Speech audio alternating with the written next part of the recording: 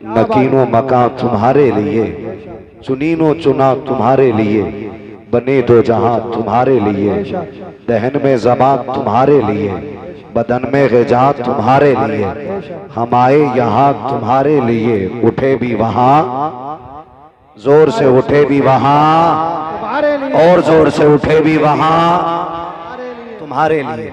कभी तो जलसे में इतनी जोर से आवाज खर्च कर लिया करो कि अगर गला बैठ जाए और सुबह कोई ये पूछ ले आपसे कि आवाज का क्या हुआ, तो कम से कम इशारे ही से सही ये तो कह के आ जाओ, आवाजों का नजराना मदीने वाले को दे के आ रहे।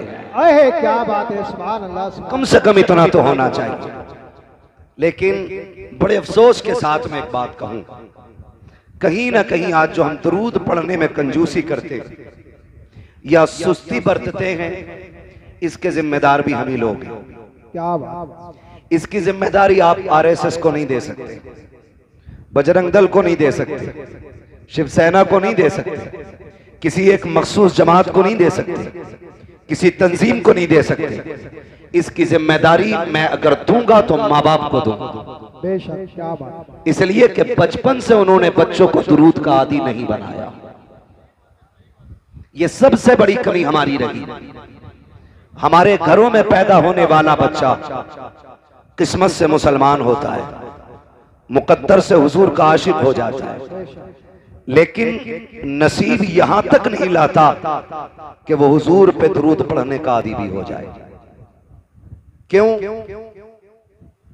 बहुत पहले एक बड़े साइंसदान ने एक तहकीक की थी कि इंसान जो बोलना सीखता है वो दाएं बाएं के लोगों से गुफ्तगू सुन के बोलना सीखता है।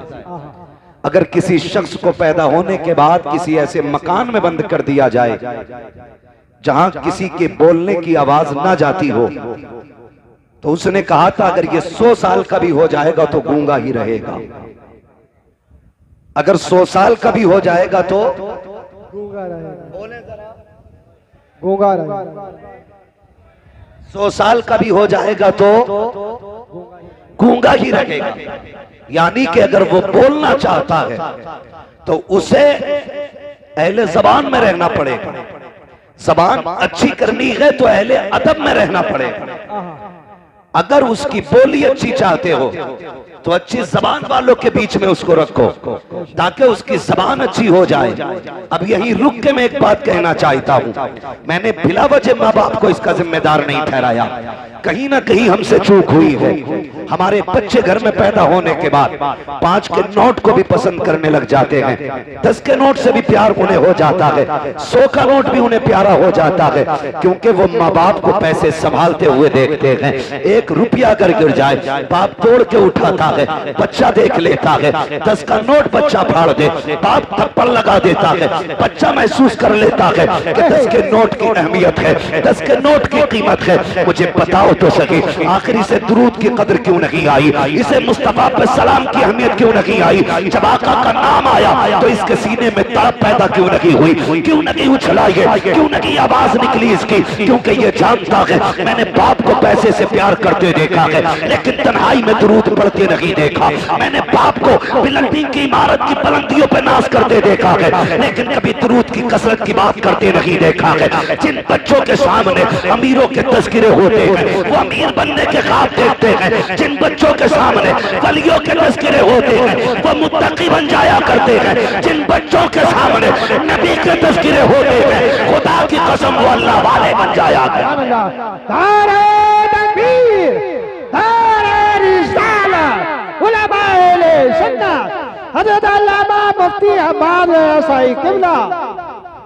मुझे खुद बताओ, आज हर घर की कहानी है। घर के अंदर बंदे 5 है कारी साहब, तो मोबाइल 10 तो होंगे, 9 नहीं होंगे। घर में बंदे 5 हैं मगर कुरान एक ही। ये कड़वी सच्चाई है, ये ठेके दे लिए बैठे हम कौम, और हमारी कौम को इतना पक्का यकीन है कि बिना हिसाब के जन्नत में जाएंगे। बिल्कुल ही डर नहीं, कोई खौफ ही नहीं है हमें। एक मर्तबा कब्र याद नहीं करते हम, और हमारी कब्र हमें 70 मरतबा रोज याद करती है। रोजाना 70 मरतबा कब्र आवाज देती है और कहती है होश कर, यहां पे तेरे लिए गद्दे नहीं लगे हैं, हाइलोजन और एसी नहीं लगी है, इंतजाम तू करके ला। मैं अंधेरे का घर हूं, मैं कीड़ों का घर हूं, मैं सांप बिच्छुओं का ठिकाना हूं, तैयारी करके आ।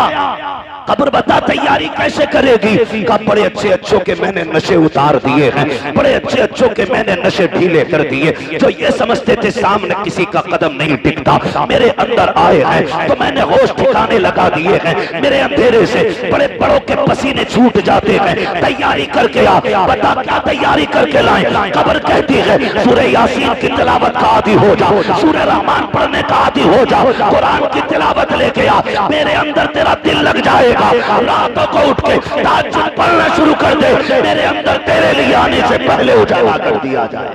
सुभान अल्लाह, सुभान अल्लाह। कितनों के पास ताज्जुद की तो दौलत है, अंदाजा लगाएं। हाथ नहीं उठवाऊंगा, मैं किसी का राज नहीं खुलवाना चाहता। जब रब बंदों का राज नहीं खोलता तो फिर बंदे को क्या हक पड़ा किसी बंदे के ऐप खोले? बंदों को बंदों की पर्दापोशी करनी चाहिए। लेकिन इतना जरूर कहूंगा, क्या तैयारी है हमारे पास? क्या तैयारी है? वो तो मुकद्दर के धनी हैं हम कि हुजूर की उम्मत में पैदा हो गए। क्या बात है, सुभान अल्लाह, बहुत अच्छा। हाँ, जहां तुम बेटों की विलादत पे 2 रकात पढ़ते हो, पैसे की कसरत पे 2 रकात पढ़ते हो, तेरा काम चल जाए तो 2 रकात पढ़ता है शुक्र की। एक बार ये सोच के भी 2 रकात पढ़ लिया करके रब ने तुझे हुजूर की उम्मत में पैदा कर दिया है। बेशक, आहा क्या बात है, सुभान अल्लाह। हुजूर की उम्मत में पैदा कर दिया गया है। वरना पहली उम्मतों के हालात पढ़ें और पढ़ नहीं सकते तो मुफ्ती साहब से आके पूछें और कहें पहली उम्मतों के हालात क्या थे। कहेंगे किसी ने नाफरमानी की तो रब ने बंदर बना दिया, किसी ने रब के हदों को तोड़ा तो अल्लाह ने जमीन फाड़ के जमीन में बढ़ा दिया, अगर किसी ने रब की नाफरमानी की तो उन पर पत्थर बरसा दिए गए, कहीं जमीन के तबके पलट दिए गए। जिन्होंने नाफरमानियां की वो बख्श रखे नहीं गए जमीन पे। आज कौन सा जुर्म ऐसा है जो हमारी कौम के अंदर नहीं है? कौन सा गुनाह ऐसा है जो हम कर नहीं रहे हैं? लेकिन बात क्या है, पत्थर क्यों नहीं गिर रहे हैं, जमीन क्यों नहीं फट रही है, चेहरे बिगाड़ करके बंदर और सुअर क्यों नहीं बनाए जा रहे हैं? तो सुन, ये तेरा कमाल नहीं है, ये तेरे अमाल नहीं है, ये एहसान मदीने वाले का है। रब ने वादा लिया है, माकान अल्लाहु लियुअज़्ज़िबहुम व अंत फीहिम रसूला। महबूब सेकंड लगते मैं तो मिटा के रख देता, लेकिन तेरी इज्जत की कसम तेरे चेहरे को देख के मैं इनके गुनाहों को बख्श देता। बेशक, सुभान अल्लाह, सुभान अल्लाह, बहुत अच्छे। आज जो बचे हैं हुजूर की वजह से बचे, आज हुजूर की वजह से बचे। क्यों नहीं पढ़ाता बच्चे को दुरूद? क्यों नहीं सिखाते औलाद को हुजूर का प्यार? हमारे बच्चे 3 साल के हो जाएं, फिक्र हो जाती है, स्कूल ढूंढने निकल जाता है, इंग्लिश मीडियम चाहिए। मौलाना फीस की फिक्र नहीं है, फीस की फिक्र नहीं है, 1 नंबर क्वालिटी होनी चाहिए स्कूल की। 3 साल में इतनी फिक्र हो गई और तू 63 साल का हो गया, तुझे आज तक दुआए कुनूत याद नहीं हुई? अहे क्या, ये हमारी दीनदारी है, ये हमारा इस्लाम है हमारे अंदर। हमारा 5 साल का बच्चा इंग्लिश में पोयम सुना लेता है, लेकिन 5 साल के बच्चे का जो बाप 35 साल का है उसे कुरान की 10 सूरतें नहीं आती। जी, ये कड़वी सच्चाई है। हमारी कौम का सारा फोकस अगर लगाए ना, सारा फोकस लगाए तो चमक दमक पे लगाए, ये सारी रखी रह जाएगी। यार तुमने छप्पर वालों के भी जनाजे देखे होंगे, बिल्डिंगों वालों के भी जनाजे देखे होंगे, बचना कोई नहीं है, मौत सबको आनी है। और याद रखना, जब मौत का फरिश्ता आता है ना तो फिर छोड़ के नहीं जाता है, फिर छोड़ के नहीं जाता है। हैरत होती है, ये तमाम तर उलमा तशरीफ फरमाए, मैं पूरी जिम्मेदारी के साथ कहता हूं, हमारी कौम को 10 सूरतें याद नहीं। वो बच्चों को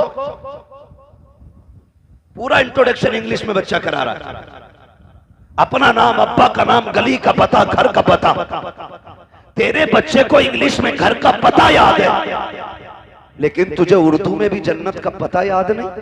क्या बात है, सुभान अल्लाह। जन्नत का पता याद नहीं।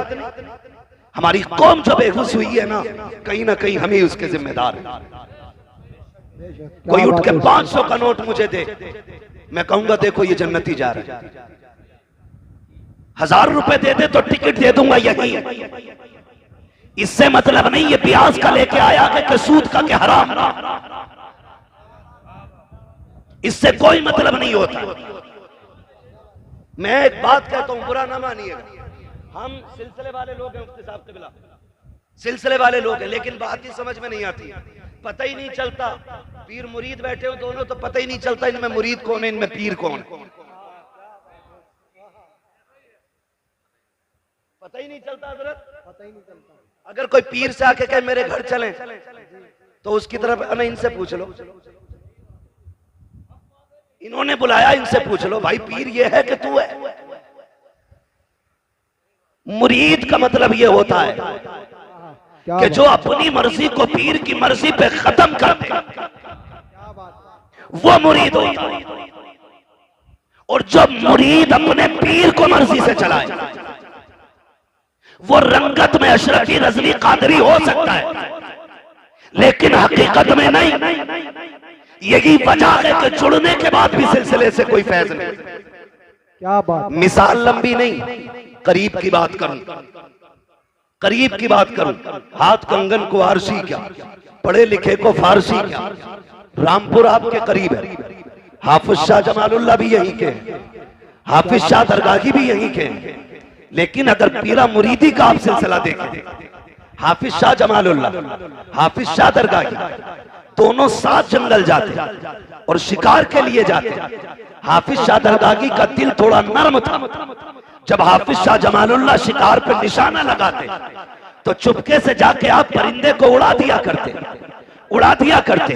हजरत ने गौर किया कि जब निशाना लगाता हूं तभी क्यों उड़ता है, समझ गए इसमें दरगाही की चाल होगी। मोहब्बत से दरगैया कहते थे, दरगैया कह के आवाज देते थे। आगे बढ़े, परिंदा उड़ गया, आप फरमाते दरगैया का जी सरकार यही खड़ा रहे, ये कह के आप आगे गुजर गए, पलट के खानकाह में आ गए। 12 साल तक पलट के नहीं गए, 12 साल तक पलट के नहीं गए। 12 साल के बाद फिर उसी जगह पे पहुंचे और शिकार के लिए गए। अचानक कहते हैं यार मुझे यहाँ से दरगैया की खुशबू आ रही है, दरगैया की खुशबू आ रही है। जब इतना कहा दरगैया की खुशबू, लोगों ने निगाह डाली, कोई नजर नहीं आ रहा है। एक मिट्टी का टीला तो है लेकिन कोई शख्स नहीं है। आपसे कहा था हुजूर यहाँ दरगाही की बात कर रहे हैं, 12 साल हो गए हैं, आज तक दरगाही का पता नहीं चला है, आप किसकी बात कर रहे हैं? कहो ना हो मेरा दरगाही यही कहीं पर है। इतना कहने के बाद आपने आवाज दी दरगैया कहाँ है, जरा सामने तो आ। वो जो मिट्टी का ढेर लगा था उसमें खलचल पैदा हुई, मिट्टी फटी, घास छटी। हाफिज शाह दरगाही निकले, आने के बाद कहते हैं हुजूर हाजिर हो। कहा यहाँ क्या कर रहे हो? कहा याद कीजिएगा 12 साल पहले आपने यहाँ मुझसे कहा था दरगाही खड़ा हो जाओ। 12 साल से इसी जगह पे खड़ा हूँ। कहा ये मिट्टी का सरकार जहाँ कदम था वहीं पे रुका रखा, हवा चली, मिट्टी चिपकती गई, ढेर बनता गया, घास मुझ पे जमाई। कहते हैं अच्छा का फिर आया क्यों नहीं? कहा तेरी मर्जी से खड़ा हुआ था, तेरी मर्जी का इंतजार है। मैं कहना ये चाहता हूँ अगर रिश्ते ऐसे होते हैं तो अल्लाह वलियों में भी और शागिर्दों में भी मुरीदों में भी बहुत दर्जे अता फरमाता है कि जहाँ जहाँ हाफिज शाह जमालुल्लाह की बातें होती है वहाँ वहाँ हाफिज शाह दरगाही की बातें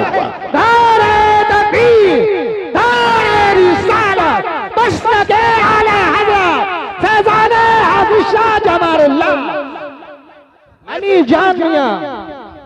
मैं तो एक बात कहता हूं आपसे और सीधी सी बात,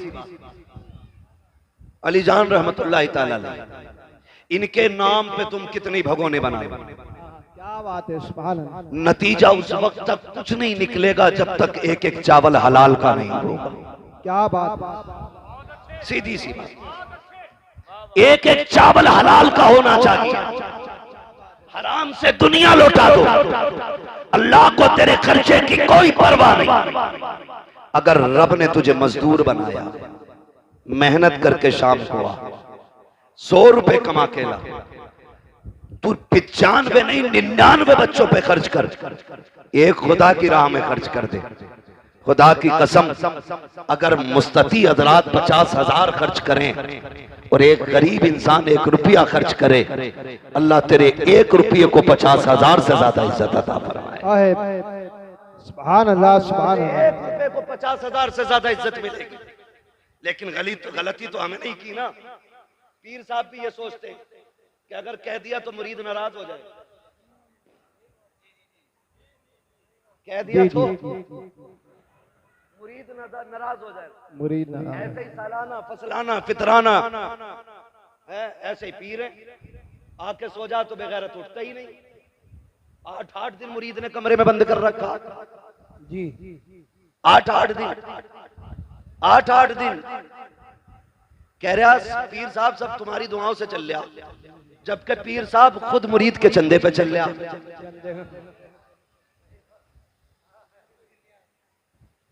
मसला है कोई यार, ये कोई समझ में आने वाली बात है। सिर्फ लेने वाले को पीर नहीं कहा जाता, देने वाले को पीर कहा जाता। बेशक, सुभान अल्लाह। देने वाले। मुझे एक बात याद आ रही है, मेरे मुर्शिदे गिरामी सैयदी सरकार ताजुश शरिया अल्लामा अख्तर रजा खान अज़हरी मियां रहमतुल्लाहि तआला अलैह। पहली मिसाल तो ये दे दूं पीर कैसा होना चाहिए। मुंबई गए, मुंबई कयाम एक मुरीद के घर था। आप लेटे हुए थे, गेट के पास में हुजरा था, कमरा हजरत का आराम का। 2 बजे गेट बज गया, हजरत तभी लेटे थे। आवाज आहट आई, उठ गए। मुरीद से फरमाया देखो कौन है। वो बाहर निकला, कोई बेचारा जरूरतमंद था। उसने कहा मुझे सरकार से मिलना है। मैंने जो बात कही वो याद रखिए। कुछ मुरीद पीर को अपने बाप की बपोती समझते। जब कहा मुझे हजरत से मिलना, उसने कहा जाओ जाओ सुबह आना, जाओ जाओ। समझ रहे ना आप लोग क्या कहा? सुबह आना। सारे बोले कब आना है? अभी भी कुछ लोग कंजूसी कर रहे हैं, कब आना है? सुबह आना, सुबह आना। ये कह के उसने उसको धक्का दिया। आवाज कमरे तक जा रही थी। मन्नतों समाजत करता रहा कि सुबह मजदूरी के लिए जाना है, मंडी में जाके खड़ा भी होना है, बच्चों के लिए 4 पैसे कमा के लाने। मैं सुबह कहां लाइन में लगूंगा? मैं अब तक इंतजार करता रहा, भीड़ कम होगी तब हजरत से मुलाकात करूंगा, मेहरबानी करो हजरत तक मेरी बात पहुंचा दो। उसने कहा नहीं हजरत अभी अभी लेटे हैं। धक्का दिया, दरवाजा बंद कर दिया। लेकिन जब ये हजरत के सामने बात है, ये दूर से महसूस फरमा रहे हैं, कान तक आवाज आ रही है। जब वो अंदर आए उसको धक्का देके क्या देखते हैं? हजरत ने सामान उठा रखा है, बगल में दबा रखा है। उसने कहा हुजूर ये क्या? कहा मुझे तेरे घर नहीं रुकना है। कहा चाहते हैं? कहा स्टेशन छोड़ने चल, मुझे अभी बरेली जाना है। कहा हुजूर गलती क्या हो गई? कहा तूने नहीं सुना, वो बेचारा कितनी समाजत कर रहा था, मिलने के लिए आया, तूने धक्का दे दिया। कहते सुन, जिसके सीने में उम्मत की परवाह नहीं है, अख्तर रजा को उसके घर की भी परवाह नहीं है। क्या बात है, जिंदाबाद जिंदाबाद, बहुत अच्छे। तो भाई इसे पीर कहते हैं, इसे पीर कहते हैं। और अल्लाह माफ करे, अगर शहर का सबसे बड़ा स्मगलर, सबकी बात नहीं कर रहा हूं जी, सबकी बात नहीं कर रहा हूं मैं, चंद लुटिया डुबाने वाले पीरों की बात कर रहा हूं, जिन्होंने कौम की लुटिया डुबा रखी है। और हमारा काम है समझाना, इसलिए कह के जा रहा हूं, हम सिलसिलों के मुखालिफ नहीं, हम तो नस्ल दर नस्ल बुजुर्गों से जुड़ने वाले लोग हैं। हम बुजुर्गों के दामन से वाबस्ता हैं और यही जिम्मेदारी और कोशिश उलमा की रहती है कि अपनी कौम को अल्लाह वालों से जोड़ा जाए। बेशक, यही कोशिश रहती है सब। मैं अगर शहर में सबसे बड़ा स्मगलर है और पीर साहब से गहरे ताल्लुकात, ताल्लुक। तो एक बार भी हजरत ये नहीं कह सकते कि भाई ये काम बंद कर दे, क्योंकि वो रूठ जाएगा, वो रूठ जाएगा। इतनी हिम्मत नहीं है।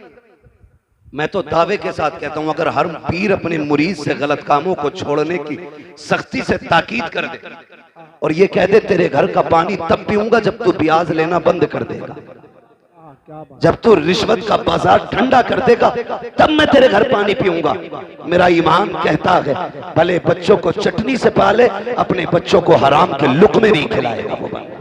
क्या बात है, सुभान अल्लाह, सुभान अल्लाह। लेकिन इस पे सख्ती नहीं। बस मैं आपसे चंद बातें करना चाहता हूं, बहुत गौर से मेरी बात सुनिए। भाई हल्का इको कम कर दीजिए, पीछे वाले लोग कह रहे हैं कि आवाज साफ नहीं आ रही। तवज्जो है सारे लोगों की, वैसे मेरे हिसाब से तो बहुत अच्छी आवाज है, तवज्जो है सारे लोगों की ना। हम अपने बच्चों को क्या सिखाते हैं? दौलत का भी एक नशा है जिसका खुमार शराब से ज्यादा होता है, ये याद रखना। दौलत का भी अपना नशा है, इसका खुमार शराब से ज्यादा होता है। अगर इसकी लत किसी को लग जाए ना तो फिर बेड़े गरक कर देती है, नस्लें फिर बचा नहीं करती, फिर बेड़े गरक हो जाया करते हैं। हम जानते हैं, हमारे घर में बच्चा पैदा हो, हमें 3 साल से इंग्लिश मीडियम की फिक्र और पूरा घर उसकी नौकरी में लग जाता है। वक्त पे जूते, वक्त पे ड्रेस, वक्त पे किताबें, वक्त पे टिफिन, सारी चीजें तैयार होती हैं, सारी चीजें। उसके बावजूद भी अगर बच्चे की तरफ से कोई कमी हो जाती है तो माँ बाप उल्टे बच्चे से निहोरे करते हैं, उसी को राजी करने की कोशिश करते हैं। आपसे एक बात कहूं, हमारे बच्चे स्कूल जाते हैं कि नहीं? जाना चाहिए, मैं तालीम का मुखालिफ नहीं, पढ़ें और आगे बढ़ें। इस दौर में वो तरक्की करेगा जिसके हाथ में कलम होगा। क्या बात है। जिसके हाथ में कलम नहीं उसे भीख भी नहीं मिलनी है, क्योंकि अब तो भिखारी भी QR कोड लिए घूम रहे हैं। मिल गया रोड पे, भाई 2 महीने का टूटा नहीं है, उसने जेब से निकाला, मशीन थी पूरी, बोलने वाली बटन दबा के बोला लो इस पे कर दो। मैं उसका मुंह देख रहा, मैंने भाई दिए जितने देने थे वो खटाक से उसकी मशीन बोली, इतने रुपए प्राप्त हुए। मैंने कहा फकीर भी इतने आगे बढ़ गए, मेरी कौम अभी कितनी पीछे पड़ी है। पढ़ें और आगे बढ़ें। भीख भी पढ़े लिखे लोगों को मिल रही है। लेकिन आपसे मैं एक बात कहूं, हम अपने बच्चों को स्कूल भेजते हैं, बोलो कै बजे उठ जाते हैं? कितने बजे उठ जाते हैं? माँ और बाप या माँ बहन ये तकरीबन 4 से 5 बजे तक बेदार हो जाते हैं। क्यों? बच्चे को स्कूल जाना है, इसलिए 4 बजे उठ जाते हैं माँ बाप। और 4 बजे उठने के बाद माँ नाश्ता टिफिन सारा तैयार करती है, बहन बस्ता तैयार करती है, बैग तैयार करने के बाद बच्चे को वक्त पे उठा करके स्कूल भेजा जाता है। जो माँ 4 बजे उठ करके अपने बच्चे को वक्त पे स्कूल भेज सकती है, वो अजान सुनने के बाद अपने बच्चे को मस्जिद क्यों नहीं भेज सकती? इसलिए 4 बजे उठ जाते हो कि अगर टाइम पे बच्चा नहीं गया तो टीचर नाराज हो जाएगा, इसलिए शहर में उठ जाया करो। अगर बच्चे को मस्जिद में भेजा खुदा नाराज हो जाएगा, असर में बच्चा नहीं गया खुदा नाराज हो जाएगा, मगरिब में बच्चा ना गया खुदा नाराज हो जाएगा, ईशा में बच्चा ना गया खुदा नाराज हो जाएगा। दावे के साथ कहता हूँ 5 वक्त 10 साल तक तुम बच्चे को मस्जिद भेजो, खुदा की कसम पूरा मुआशरा तुम्हें 5 वक्त मस्जिद में सजदे करते नजर आने लग जाए। ये माँ बाप की सबसे बड़ी गलती रही कि उन्होंने बच्चों को मस्जिद नहीं भेजा। अगली बात सुने, कितना अजीब दौर है। मोबाइल मोबाइल सब पे बड़े बड़े, किसी पे जरूरत है, किसी पे बिला जरूरत है। ऐसे ही है ना। अब तो हाल ये हो गया। मैं कहता हूं कि हम वो खुशनसीब लोग थे कारी साहब जिन्हें मां की गोद मिल गई। हम रोते थे तो हमें मां गोद से लगाती, सीने से लगाती थी। आज बच्चा रोता है तो माएं सीने से नहीं लगाती, माएं सीने से नहीं लगाती। बच्चा रोया, मां ने गुनगुना बजाया, बहुत छोटा है तो वो ये सोचता है ये क्या दे दिया। थोड़ा समझदार है तो वो ये सोचता है ये क्या बज रहा है। और समझदार होता तो वो ये सोचता कैसे बज रहा है। ये फिक्र बच्चे की रहती है। मैं हर बाप से और हर मां से गुजारिश करूंगा, खुदारा जब बच्चे बचपन में रोया करें ना, इन्हें मोबाइल ना दिया करो। इन्हें तुम्हारे सीने की ठंडक की जरूरत होती है, इन्हें कलेजे से लगा के प्यार दिया करो। वरना याद रखिए, आज ये कमजोर है, इनको तुम्हारे सीने की जरूरत है, तुम इन्हें गोद नहीं ले रहे हो। कल जब तुम कमजोर हो जाओगे तुमको इनकी जरूरत होगी। आज तुमने मोबाइल थमाया है, कल ये तुम्हारे हाथ में मोबाइल थमा के कहेंगे हमें वक्त नहीं है, लो मोबाइल से वक्त गुजारो। खुदा की कसम, जब रीढ़ की हड्डी दर्द करेगी तो मोबाइल दर्द नहीं बांटेगा। जब पिंडलियां टूटेगी तो मोबाइल से दर्द कम नहीं होगा। जब जबान लड़खड़ाने लग जाएगी तो मोबाइल तेरी तर्जमानी नहीं करेगा। जब तू ऊंचा सुनने लग जाएगा मोबाइल तेरे काम नहीं आएगा। आज अपना वक्त बच्चों को दे दो ताकि बुढ़ापे में कह सको हमने तुम्हें सीने से लगा के पाला था, आज तुम सीने से लगा के हमें पालो। अगर मोबाइल दोगे, सीने से नहीं लगाओगे तो बच्चों का हक मान लगे हो। और दूसरा नुकसान ये होता है, जिन बच्चों को गाने सुना के पाला जाता है वो डांसर तो हो सकते हैं, शराबी भी हो सकते हैं, जुआरी भी हो सकते हैं, अय्याश भी हो सकते हैं, बदमाश भी हो सकते हैं, मुस्तफा के गुलाम नहीं हो सकते हैं, गुलाम नहीं हो सकते हैं। क्योंकि मैंने पहले कहा था जैसे माशरे में बच्चा रहता है वैसा बोला करता है। मैं कहूंगा जब बच्चे रोया करें मोबाइल ना दो, उन्हें सीने से लगाओ और उन्हें लोरिया दो कि मोहम्मद से वफा तूने तो हम तेरे हैं, ये जगह चीज है क्या लोहो कलम तेरे। नारे तकबीर, नारे रिसालत, उलमाए अहले सुन्नत, मुफ्ती हम्माद रज़ा साहिब किबला और से अली जान मियां कॉन्फ्रेंस। नारे तकबीर, नारे रिसालत। बहुत लंबी बात हो जाएगी बेटे, मेरे जहन में जो है मुझे वही बात करने दे। अल्लाह जज़ाए खैर दे, फरमाइश ना करें मेरे भाई, मुझे चंद बातें जो जरूरी करनी है वो कर जाने दीजिए। अल्लाह आपको सलामत रखे, आपकी मोहब्बतों को सलामत रखे। तवज्जो है, चलूं आगे। नाराज हो गए आप लोग? जितने लोग नाराज हैं वो हाथ ना उठाएं और सारे कह दें या रसूल अल्लाह। अब भी लोग कशमकश में हैं, समझ नहीं पाए जुमला।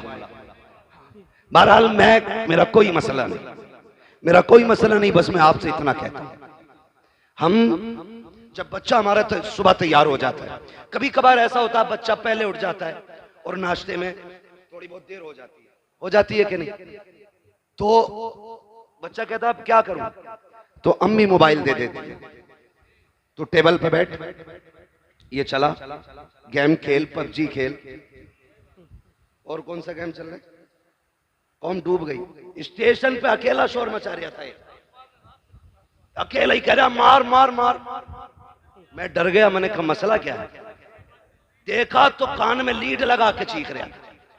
पागल हो गए हम लोग। ये जवानियां ये पबजी के लिए थी, ये रात को चौकों में बैठ करके 3-3 बजे तक मार मार की सदाएं लगाने के लिए थी। मैं पूछना चाहता हूं इस जवानी को बर्बाद क्यों कर रहे हैं? ये जवानियां बड़े काम की हैं। आज बच्चा 18 नहीं 25 साल का हो जाओ, अम्मा कहती मेरा तो मुन्ना ही है, अभी गलती करके आता, बाप कहता सुनो आज ये शिकायत मिली है, कहती बच्चा है समझदार हो जाएगा।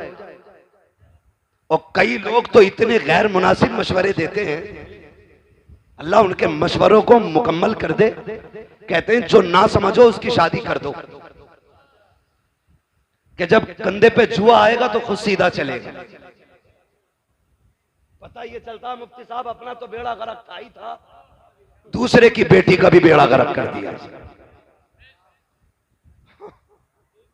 ये सही कह रहा हूं, कई लोगों की जिंदगी बर्बाद हो गई अधूरे मशवरों की बुनियाद पर। कह रहा जुआ रख दो सिर पे, कतई सीधा चलेगा। और जब जुआ रखा तो ऐसी गर्दन डाली उसने कि फिर जो 2-4 दाने चुग रहा था वो भी नहीं रहा, खत्म। ऐसे ही लोग कह रहे कंधे पे जुआ रख दो।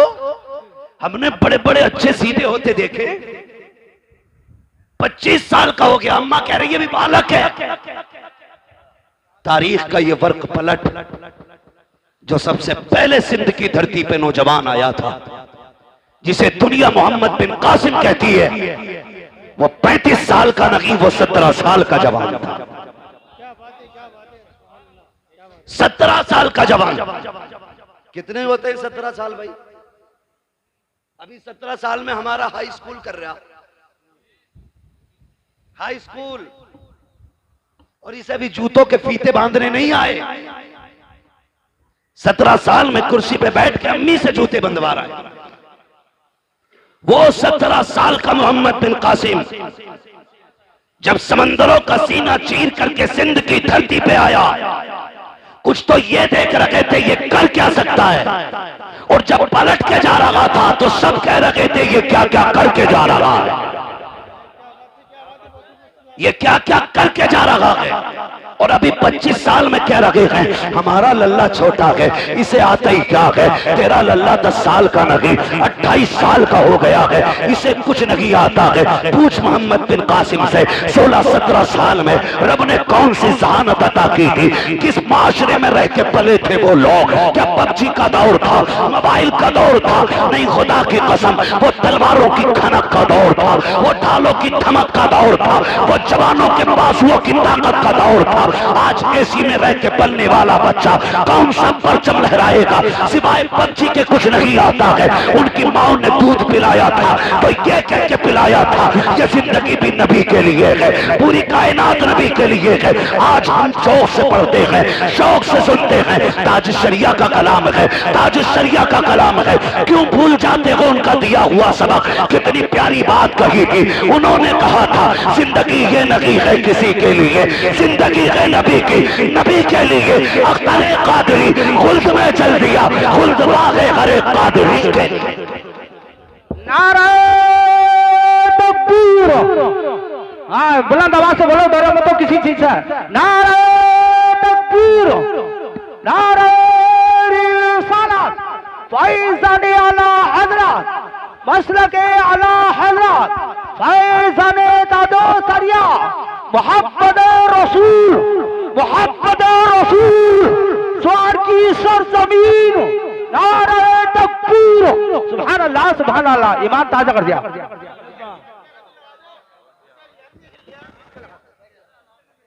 चलें आगे, जरा कह दें या रसूल अल्लाह।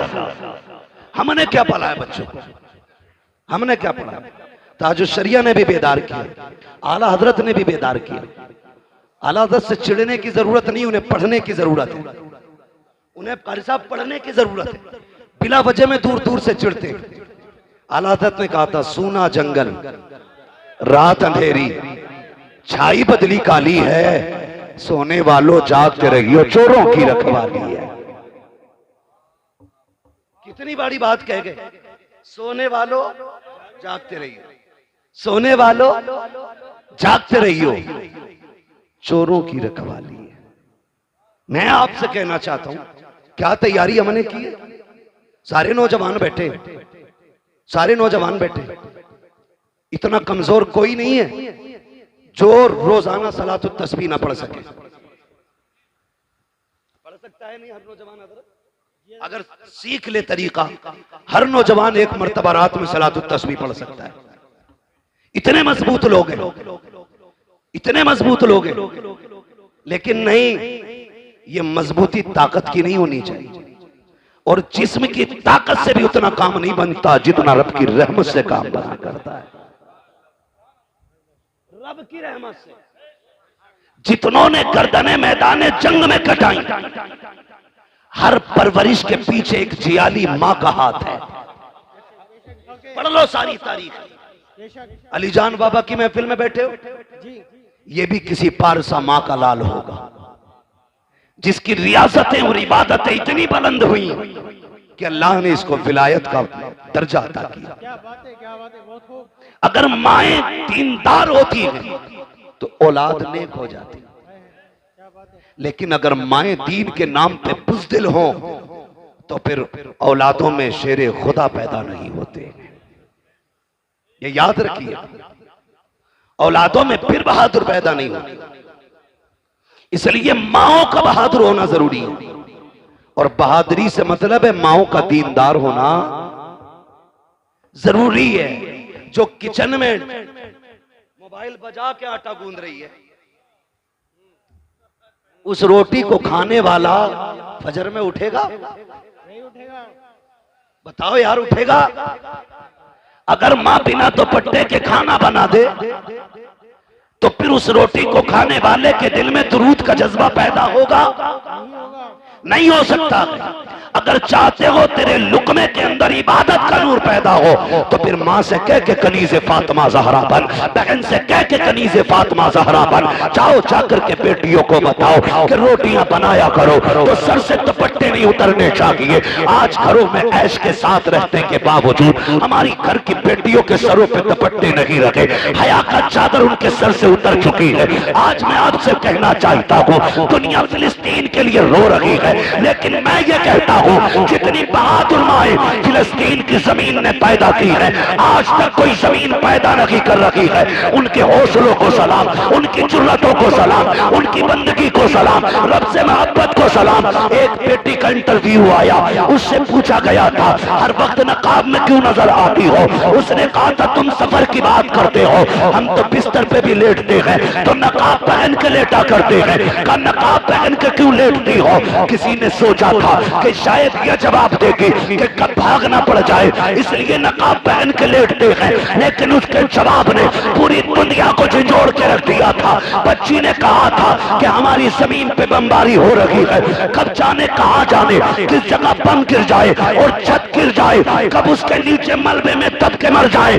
हम नकाब इसलिए पहनते हैं अगर किसी छत के नीचे हम दम दब के मर जाए और लोग लाशें निकालने आए तो हमारे जिस्म के ऊपर नकाब का पहरा होना चाहिए ताकि किसी की नजर हमारे बदन पे ना पड़ने पाए।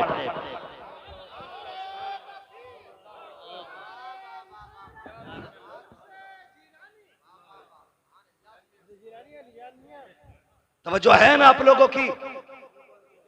खुदा की कसम, ये गैरत वाली माएं हैं तो फिर लाल भी कैसे गैरत वाले पैदा हो रहे हैं।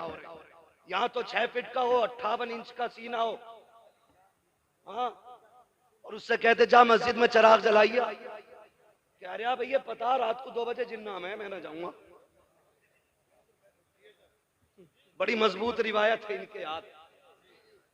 हाँ, रात को जिन्नात मस्जिद में जरूर आते हैं इसके लिए। कह रहा कतई नहीं जाऊंगा, जिन्नात आ जाऊं। कद कितना है? 6 फीट। सीना कितना है? 58 इंच। 56 किसी वजह से नहीं कह रहा हूं, 58 इंच सीना, कद 6 फीट, कद 6 फीट। अच्छा खासा लहीम शहीम, चिराग जलाते तो कह रहा जिन्ना में। ये इसका नजरिया है। उन माओं के लालों को देखो, उम्रें 6 साल है, कद 1.5 फीट है, छोटे छोटे हाथ हैं, खा नहीं पा रहे हैं, बोनिया दूध की हाथों में है, हाथ में दूध का फीडर लेकर के बड़े बड़े बहादुरों के आगे AK-47 लिए दुश्मन सामने खड़े हैं। किसी के हाथ में बम है, किसी के हाथ में गन है, लेकिन उन माओं के लालों को सलाम करो। 6 साल की उम्र में भी आंखों में आंखें डाल के कहते हैं तूने समझ क्या रखा है, हमने मोहम्मद का कलमा पढ़ा है, हम जान दे सकते नहीं, ईमान नहीं दे सकते। मगर कब होगा? जब माएं नेक होंगी, जब माएं नेक होंगी। दादी कितनी नेक है पता है? पोते की शादी आ जाना, पैर नीचे नहीं रख रही है कारी साहब को, उड़ उड़ के कह रही है 7 दिन पहले गीत शुरू कर दो।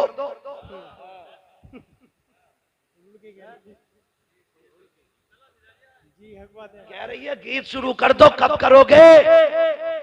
7 दिन रह गए, मेरी अम्मा शादी में 7 दिन है और तेरी मौत का एक लम्हा भी बाकी नहीं है।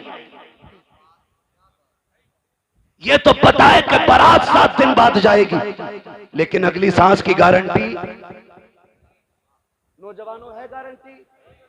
सारे बोले है गारंटी? नहीं गारंटी ना।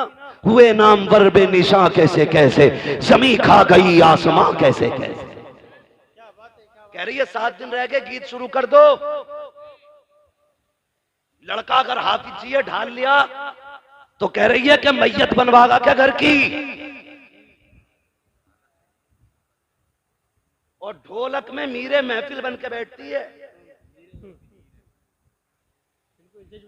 हाँ, बारी लगा रही है, अब तू गा, अब तू गा। और जब परमल बट रहे तो कह रहे हैं पहले दादी को दो। सेव कहते परवल खीले ना, खीले ना, पहले दादी को दो। क्यों? कि इसका सबसे बड़ा कारनामा, गलत नहीं कह रहा हूं मैं, सबसे बड़ा कारनामा है। कभी कभी रातों में गांव से गुजरना होता है, चंद नौजवान लड़कियों के साथ, एक बूढ़ी साथ होती है। 3 बजे 2 बजे दौड़ती चली जा रही है, लड़कियों से आगे अम्मा जा रही है। पूछो क्या मामला है? ये किधर से आ रहे हैं? कहा आज गांव में गीत चल रहे थे, अम्मा वहीं से आ रही है। छोटी नाली हो या बड़ी नाली, ऐसे कूदती जा रही है जैसे हिरन जा रहा है दौड़ता हुआ।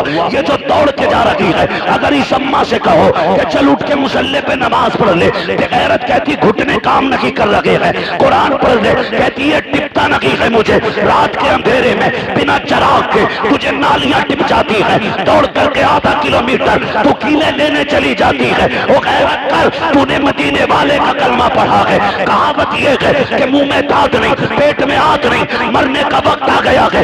एक पैर छिलके पर है, दूसरा कब्र में है, कर जाने मौत का पैगाम आ जाए। ए मेरी माँ मुसल्ला बिछा ले, रब को मना ले, पूरी जिंदगी गुनाह किए गए, आज रो के रब को दिखा दे। खुदा की कसम कब्रिस्तान में जा, दफन हो जा, रब को राजी करके जा। अगर बत्ती की जरूरत नहीं है, तेरी कब्र से मुझको अंबर की खुशबू आनी शुरू हो जाए। टाइम कम है, मेरा वक्त हो चला है, मैं बहुत कम वक्त में पूरी बात कर लूं अपनी। तवज्जो है सारे लोगों की? ये है दीनदारी हमारी, ये है दीनदारी। और अल्लाह सलामत रखे इन उलमा को। ये हर शादी पे लड़ते हैं किसी ना किसी से, कभी मेहर को लेकर लड़ जाते हैं, कभी निकाह पढ़ाने के पैसे को लेकर लड़ जाते हैं। इनकी गलती यह है कि ये 5000 मांग लेते हैं और ये शराफत से 5000 मांगते हैं। हमारी कौम उसे देती है 50,000 जो नंगा हो के ढोलक बजाने आता है। बुरा मत मानिएगा, ये कड़वी सच्चाई है। डीजे वाले को 20 दे देंगे, अगर पैसे वाला तो कह रहा तो नाचने वाली भी लाना, महफिल में रंग आना चाहिए। रंग इतनी लठियां चलेंगी मरने के बाद कि सारे रंग तेरे कब्र में नजर आएंगे। मैं देखो जी, मुझे चापलूसी नहीं आती है, मैं तुम्हें झूठी सच्ची बातें कह के और राजी करके नहीं जा रहा हूं। मैं आईना को दिखाऊंगा दाग चेहरे के, जिसे खराब लगे सामने से हट जाए। हाँ, सीधी सी बात है। वो भाई तो करते क्या, दे दबा दब ढोल बज रहा, दे दबा दब, रुक तोड़ी रहा डीजे। पहले देखो हो क्या गया, पानी बिल्कुल मर गया, गैरत का बचा ही नहीं, आंखों के हया का पानी खत्म हो गया।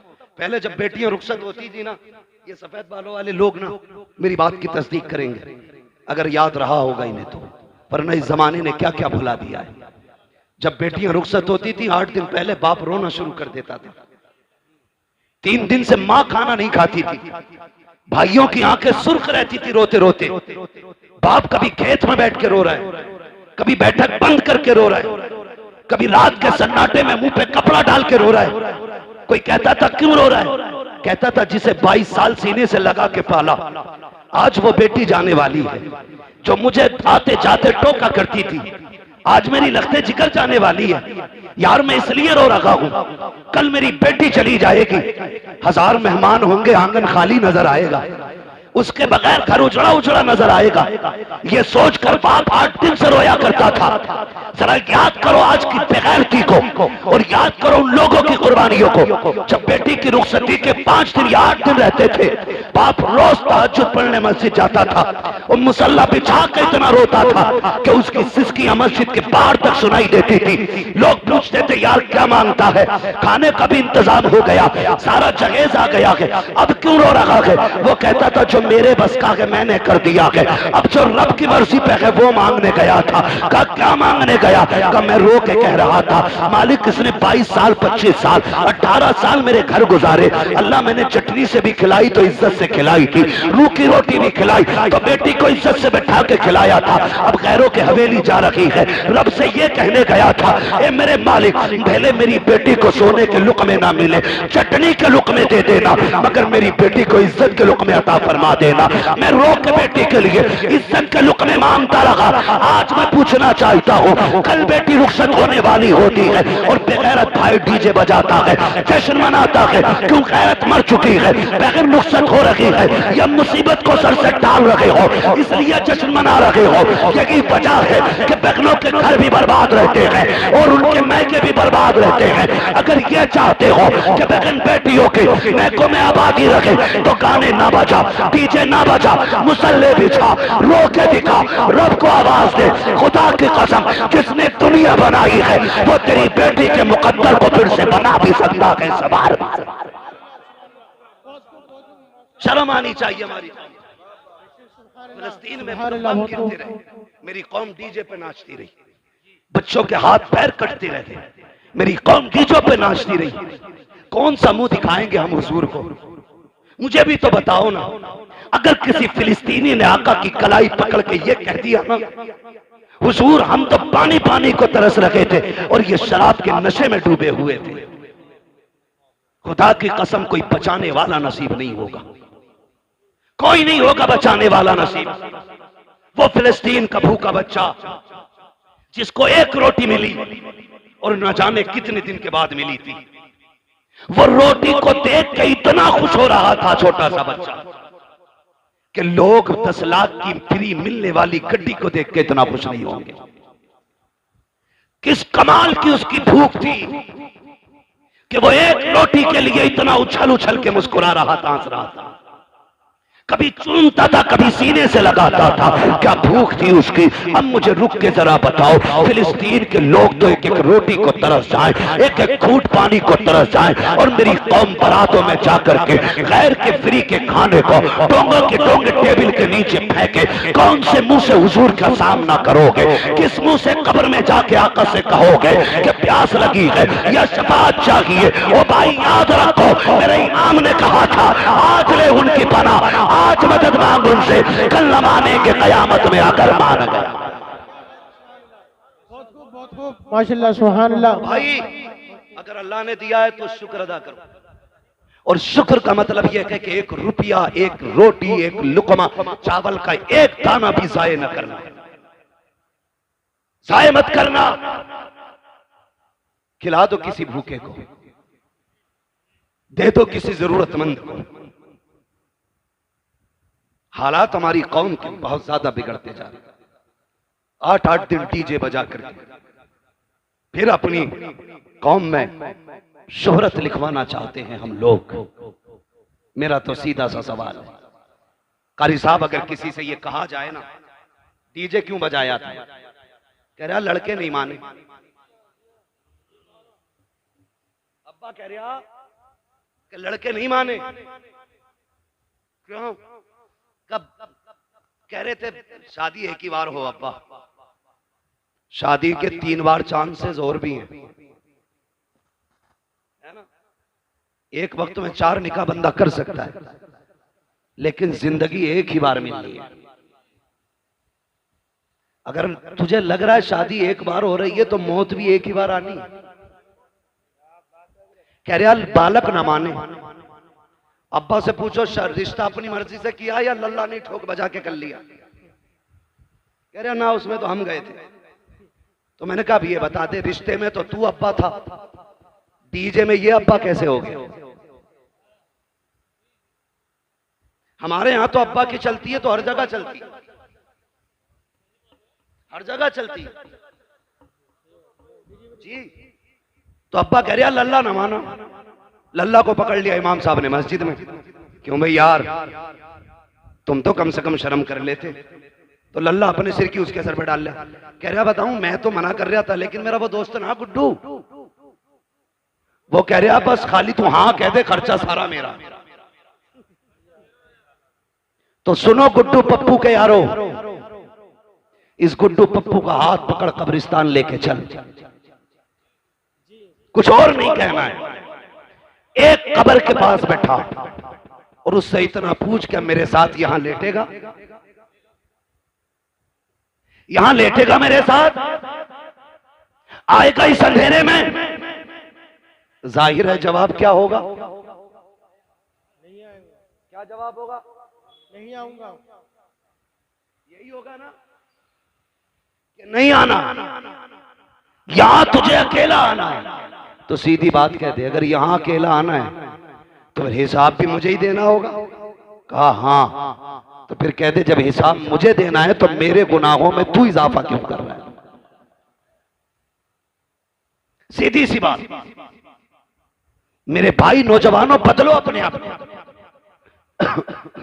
जिंदगी के उसूल बदलो, अपने रवैये बदलो, तौर तरीके बदलो, सच्चे मुसलमान बनो, पक्के मुसलमान बनो। और शादियों का मिजाज ऐसा हो, सेहरा तेरे सर पे बदा हो, नात मदीने वाले की होनी चाहिए। दूल्हा तू बना हो, सेहरा हुजूर का पढ़ा जाना चाहिए, ताकि दुनिया देख के कह दे ये बेगैरतों की बारात नहीं है, ये गैरत वालों की बारात जा रही है। सुभान अल्लाह, क्या बात है, गैरत वालों की बारात जा रही है। और याद रख, जरूरी नहीं है जनाजों में भीड़ हो जाए, जरूरी नहीं है। और बाराती, अल्लाह माफ करे, कहीं कहीं तो इतने बुरे फंस, जहां समधी कहता है जब तक बारात पूरी ना चढ़ जाए रोटी मत खिलाइयो।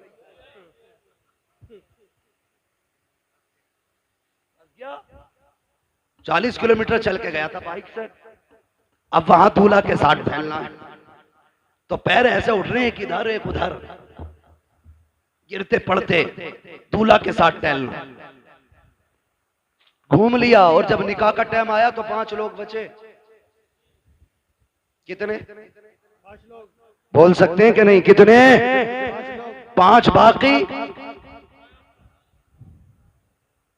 कौन? 5 बहनोई, अब्बा, ये भी दोनों मजबूर हैं, वरना ये भी निकल लेते। और 2 दोस्त, एक जनाब खुद। और कौम की हालत देखो, कहने को हम बहुत पक्के मुसलमान हैं, और जब दूल्हा को कलमा पढ़ाओ ना तो करवट वाला कह रहा है ला इलाहा ला इलाहा ला इलाहा, कह रहा ला इलाहा, तो इसे ला इलाहा कहने में मुसीबत आ रही है। इल्लल्लाह पे जाके इसकी सांसें टूटती है। करवट वाला कह रहा इल्लल्लाह, आरे मार रहा हो, किसी को भी कह रहा है इल्लल्लाह, वो भी रूठ जाता। और कई तो बैठे इसलिए रहते हैं कि यार इसे तरह इमाम साहब के साथ कलमे कहलवा देंगे वरना फंस जाएगा। हमारी कौम को कलमे तक याद नहीं है, और तीजे में मस्जिद में पहुंच जाए तो चनों के ढेर, जी हक बात है, दबा दब गिरा रहा, जरा सी देर में चने खत्म। ओ भाई, मुसलमान बनो, मुसलमान, किरदार अच्छे करो, अखलाक अच्छे करो, अखलाक, हुजूर के दिए हुए पैगामात याद रखो। तारीख में बहुत बड़ा नाम सलाहुद्दीन अय्यूबी का है। कौन सलाहुद्दीन अय्यूबी? ये वो है कि जब बैतुल मुकद्दस मुल्क शाम में काफिरों का कब्जा हुआ और मुसलमानों का कत्लेआम किया गया, 70,000 एक दिन में मुसलमान काटे गए, सड़कों पे खून का आलम यह था कि घोड़ों के पैर फिसल लगे थे चलते हुए। इतना खून फिलिस्तीन में बहा था मुसलमानों का। उसी दिन से इस जवान ने अकेले खड़े होकर कहत किया था, आज जो 70,000 काटे गए हैं, जब तक इनका बदला ना ले लिया जाएगा उस वक्त तक चैन से नहीं बैठना। और तारीख गवाह के अकेला उठा, रब ने मदद की। फिर इसने फलस्तीन के दरवाजे पे जाकर बैतुल मुकद्दस के दरवाजे को खटखटाया। पादरी खड़े हो गए आगे आके। आज सलाहुद्दीन अय्यूबी फातेह बन के खड़ा है। पादरियों की गर्दनें झुकी हैं, हिसाब लगा रहे थे, हमने इनके 6 माह के न छोड़े, बेटों के बच्चे कत्ल किए, औरतें बच्चों पे तलवारें चलाई गई, जवान नौमर मारे गए, ये तो आज एक को ढूंढ ढूंढ के कत्ल करेंगे। सारे लोगों की गर्दनें झुकी हुई थी, सब सलाहुद्दीन अय्यूबी का चेहरा देख रहे थे। आपने कहा था, सलाहुद्दीन अय्यूबी कहते हैं, कहो पादरी आज क्या लग रहा है तुमको, तुमने मेरे मुस्तफा की 70,000 उम्मत को बेदर्दी के साथ काटा था, आज क्या होना चाहिए? सबकी गर्दनें झुक गई। आज हमारी बर्बादी का दिन है, आज बदले का दिन है, आज हमें मौत नजर आ रही है। सलाहुद्दीन अय्यूबी की आंख में आंसू आ जाते हैं, आंखें बरस जाती हैं। कहते हैं जालिमो तुम क्या जानो, इस्लाम क्या है और मुसलमान क्या है। आज तुम्हें बदला नहीं लिया जाएगा। आज मैं वो करूंगा जो फतह मक्का के दिन मेरे नबी ने दुश्मनों के साथ किया था। कहा क्या करोगे? उन्होंने बेटी के कातिल को माफ किया था, मैं बैतुल मुकद्दस के कातिलों को माफ कर रहा हूं। तारीख गवाह है, खुदा की कसम। जैसी सलाहुद्दीन अय्यूबी ने इतना कहा कि मैं फतेह मक्का की तारीख दोहराऊंगा। मेरे नबी ने कहा था अंतुम मुत्तलका, आज सब आजाद हो जाओ। मैं भी कहता हूं आज तुम सब आजाद हो। जैसे इतनी बात कही ना, तुम सब आजाद हो, तो चीखें निकल गई लोगों की। पादरियां कदमों में आ गए, घुटनों के बल तो पड़े थे, खड़े होकर के कहते हैं सिर्फ रहने की इजाजत की बात नहीं है, सिर्फ कब्जे की बात नहीं है। सलाहुद्दीन हाथ बढ़ाइए, कलमा पढ़ाइए। कहा क्यों? कहा समझ गए हैं अगर एक सलाहुद्दीन अय्यूबी का किरदार ऐसा है तो मदीने वाले मुस्तफा का किरदार कैसा रहा हो। सुभान अल्लाह, क्या बात है भाई, क्या बात है। उसमें भी फरमाने मुस्तफा पे अमल सलाहुद्दीन अय्यूबी का देखे। तन्हा उठे, चंद लोगों के साथ उठे, फिर फौज बन गई। मैं अकेला ही चला था जानिबे मंजिल, मगर लोग साथ आते गए और कारवां बनता गया। ये कंडीशन हुई। उसमें भी एक कबीला, एक मोहल्ला ऐसा था जो इस्लाम नहीं लाया। सलाहुद्दीन अय्यूबी से जंग हुई। जंग के बाद फातेह बन के बैठा है सलाहुद्दीन अय्यूबी। क्या बन के? आज तो मिंबर या जीत जाए ना, कह रहा देखूं ऐसे गली वाले। यही बात है भाई, कोई बैठा हो तो बुरा ना मान, ये पूरे हिंदुस्तान की कंडीशन। कह रहा बस जीतन दो।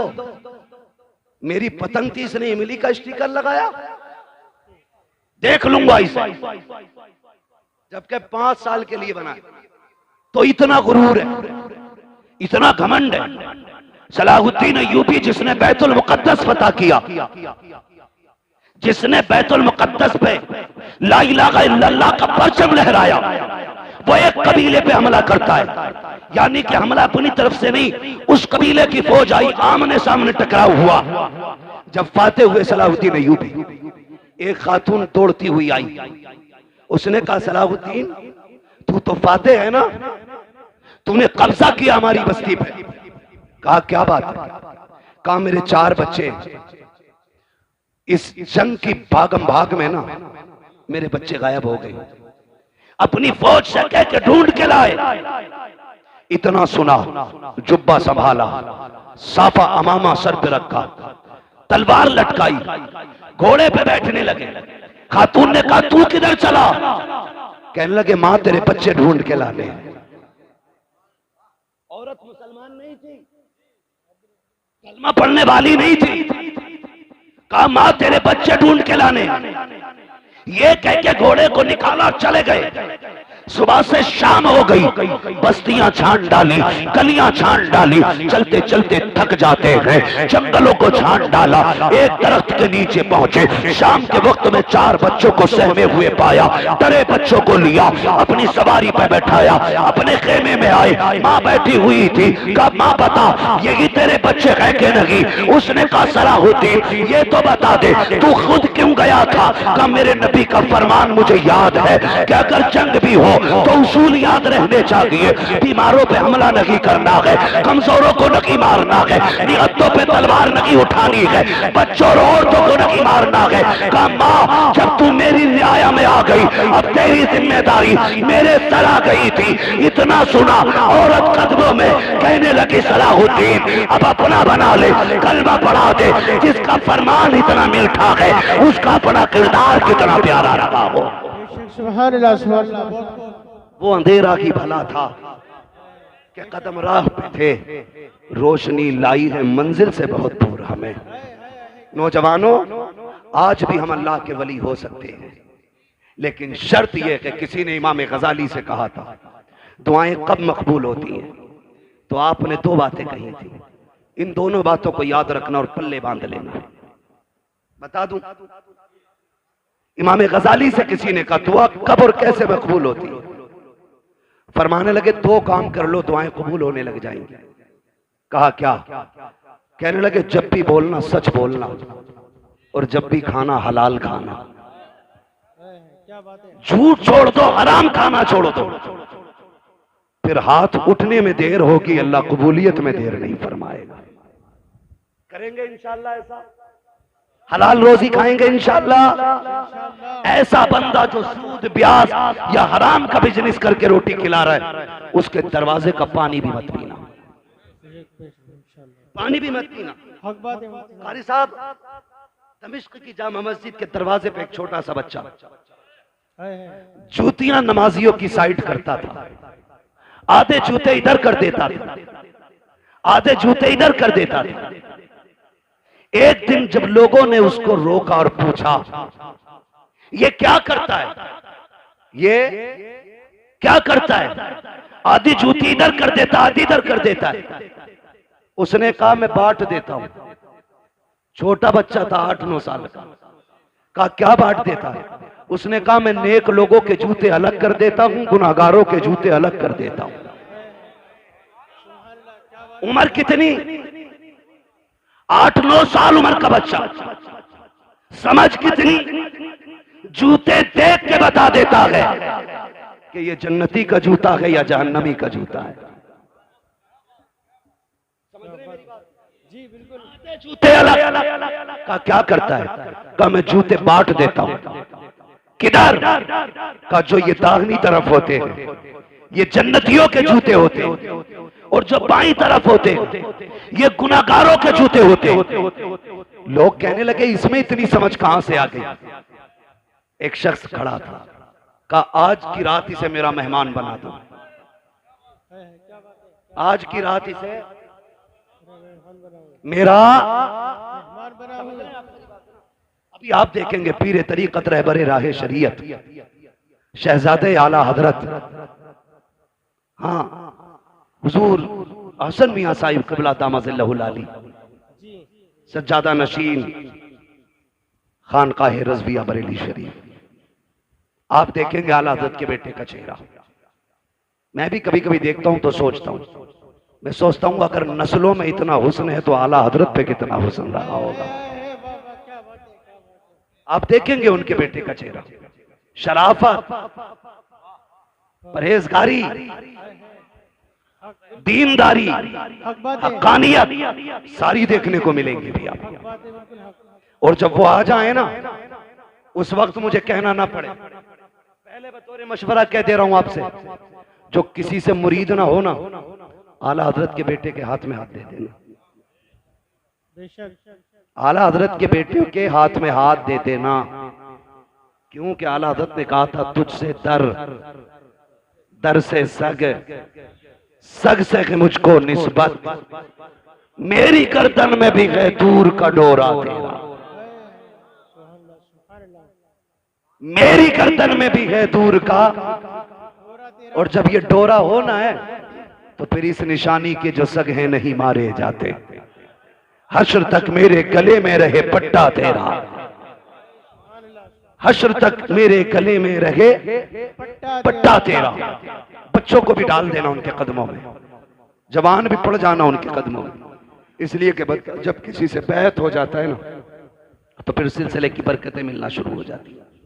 तो देखेंगे आप एक अच्छी नस्ल का अच्छा शहजादा आने वाला है। वो इसलिए अच्छे नहीं महज के वो खान साहब है, वो इसलिए महज अच्छे नहीं क्योंकि वो काबुली पठान है, वो इसलिए सबसे अच्छे हैं क्योंकि वो शहजादा इमाम अहमद रजा खान है, इसलिए अच्छे हैं। उनको देखेंगे आप, बैठे रहिएगा इंशाल्लाह आने वाले। बस मैं बात समेटने लगा हूं, मेरे बाद महफिल की कार्रवाई जारी रहेगी।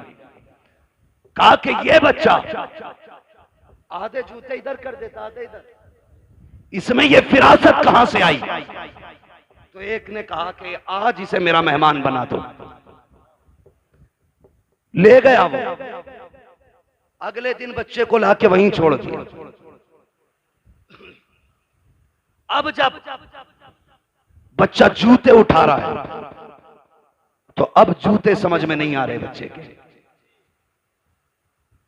अब कभी इन जूतों को उठा के इधर करता है, कभी इधर के उठा के इधर करता है। सारे सर पकड़ के बैठ जाते हैं कि कई दिन से मुसलसल जूतों का ये एक दूसरे से इम्तियाज करने के बाद अलग-अलग रखता था, आज क्या हो गया है, ये जूते क्यों नहीं पहचान रहा है? तो उसने कहा मैं ये बताना चाहता हूँ, अब तक जो जूते पहचान रहा था, इबादत इस पे फर्ज नहीं थी, रोजा इस पे फर्ज नहीं था, सजदे इस पे फर्ज नहीं थे, लेकिन ये तहारत, ये पाकीज़गी इसके निगाहों को रब ने इसलिए अता की थी कि ये तस्बीह के साथ साथ हलाल के लुक़मे खाया करता था। आज शाम में इसे लेके गया, मैंने वो खाना खिलाया जिस खाने के अनाज से ज़कात नहीं दी गई थी, एक दिन का खाना खिलाया है, आंखों से ये तारत ले ली गई है। एक दिन अगर खा ले आंखों से बसीरत चली जाती है। और मेरे भाई अगर एक दिन के खाने से नूर चला जाता है तो रोज खाने से ईमान का हाल क्या होगा? इसलिए हलाल खाया करो ताकि सो तो हुजूर दिखाई दे, कब्र में पहुंचो तब भी मदीने वाले का जलवा नजर आ। ऐसी जिंदगी गुजारो। या अय्युहल्लज़ीना आमनू उदखुलू फिस्सिल्मी काफ़ा, ईमान वालों पूरे पूरे इस्लाम में दाखिल हो जाओ। ऐसे इस्लाम में दाखिल हो जाओ तुम्हारी वज़ा कता जाहिर बातिन सारा इस्लाम वाला होना चाहिए। लोग देख के पहचान ले मुसलमान जा रहा है, देख के पहचान ले, फिर मरो, फिर मरने का भी मजा है। हम डरते इसलिए कि मौत से कि हमारी आखिरत की तैयारी कोई नहीं है, आखिरत की तैयारी हमारी कोई नहीं है, इसलिए डरते हैं। वरना जिन सहाबा की तैयारियां थी या जिन वलियों की तैयारियां थी, खुदा की कसम बढ़ बढ़ के गर्दनें कटाया करते थे, बढ़ बढ़ के गर्दनें कटाया करते थे। उन्हें मालूम था मौत आने की देर है, जन्नत के दरवाजे खुले नजर आ रहे हैं। आज तैयारी कोई नहीं, पक्का पता कुटाई होनी है।